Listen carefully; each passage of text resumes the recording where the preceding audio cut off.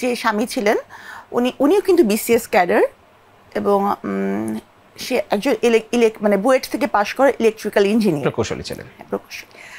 ছিলেন এবং আছেন হ্যাঁ এখনো প্রকৌশলী আছেন, কিন্তু আপনার স্বামী নেই আর কি। হ্যাঁ, তো উনি মানে ওনার সাথে এই যে ধরেন মানে তর্কাতর্কি ঝগড়াঝাটি আমার জীবনেও হয়নি। হ্যাঁ, মানে উনি ওনার মতন, আমি আমার মতন, মানে আমি খুবই ক্যারিয়ার ওরিয়েন্টেড, যে আমাকে পড়তে হবে। তখন I was A medical student, পড়তে হবে, পাশ করতে, মানে আমার মাথায় সারাক্ষণ এইটা। ও মানে তখনও আপনি এমবিবিএস শেষ করেননি? ফার্স্ট ইয়ারে না, তখন আমি ফার্স্ট ইয়ারে। হ্যাঁ, কিন্তু আমি মানে আমার ওই মানে ম্যাচুরিটিও ছিল না how to run a family. Okay, হ্যাঁ, তো আমি আমার বাসায় থাকতাম, আমি যেতামও না, এভাবেই চলছিল। মানে আপনি কি অ্যাফেয়ারে ম্যারেজ ছিল নাকি পারিবারিকভাবে? ওকে, তো দেখা গেছে আমরা কিন্তু কোনো ঝগড়াঝাটি এগুলো কোনো স্মৃতি আমার নাই। হ্যাঁ, তো উনি আমাকে ডিভোর্স দিয়েছিলেন, কিন্তু ওনার পরিবার মানে আমাকে অনেক আদর করে এখনো। ওনার যা বোনরা আছেন, মানে যখন আমি কারাগারে ছিলাম ওনারা আমার জন্য রেগুলার সপ্তাহে একদিন করে রোজা রাখতেন। মানে কতটা আদর ওনারা আমাকে করতেন।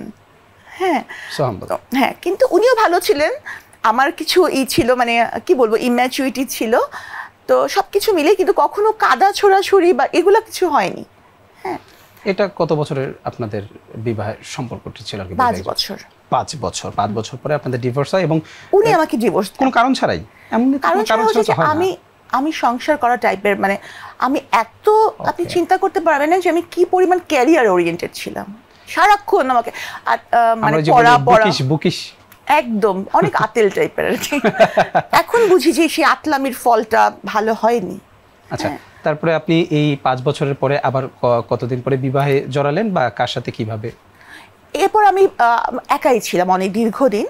পরে যখন উনি মানে বিয়ে করে ফেললেন, হ্যাঁ, তখন আমার কাছে একটা কাইন্ড অফ মানে নিরাপত্তাহীনতা, যে মানে মনে হলো যে আচ্ছা এই কি হলো, মানে তখন আমার মনে রিয়েলাইজেশন হলো। এই কদিন কিন্তু আমার কোনো রিয়েলাইজেশনই হয়নি, মানে আমি কতটাই তখন গাধা কিসিমের ছিলাম। আমি ভাবি যে এই রিয়েলাইজেশনটা আমার আসে না, এই সংসার বা এগুলো আমি কিছু না।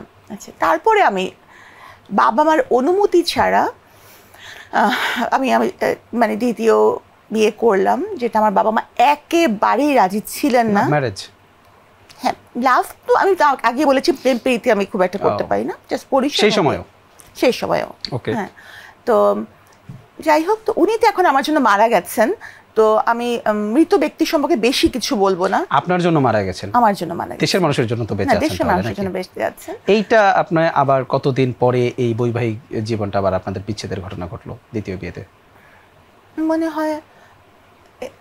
হয় 4 বছর এরকম। 4 বছর ছিল। তারপরে এই ডিভোর্সটা আবার কিভাবে হলো বা কে করলেন আপনি? ওইটা হচ্ছে যে মানে করোনার যে কার্যক্রম বা যে ধরনের ছিল ওই সময়টা, তার আগে আর কি, তার অ্যাক্টিভিটিসের কারণে। যাই হোক, আমি বললাম যে তখন আমি তাকে ডিভোর্স দিয়েছিলাম।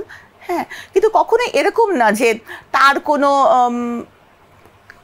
অন্য কোনো ধরনের কারণ বা আমার কোনো এরকম কারণ না, কিন্তু হ্যাঁ, তার যে কার্যকলাপগুলো করোনা রিলেটেড বা হচ্ছে যে যেটা উনি পারেন না বা যেটা উনি জানেন না, মানে উনি ইভেন্ট ম্যানেজমেন্ট চালান, উনার তো এই দায়িত্বটা নেওয়াটাই ঠিক হয়নি যে উনি কাউকে সার্টিফিকেট তো না, যে স্যাম্পল কালেকশন করবেন। তো এটার সাথে আমার খুব একটা মতামত কখনোই ছিল, এটা নিয়ে রেগুলারই একটা ওনার সাথে মানে হচ্ছিল। তো আমি তখন, ওনার নাম আরিফ।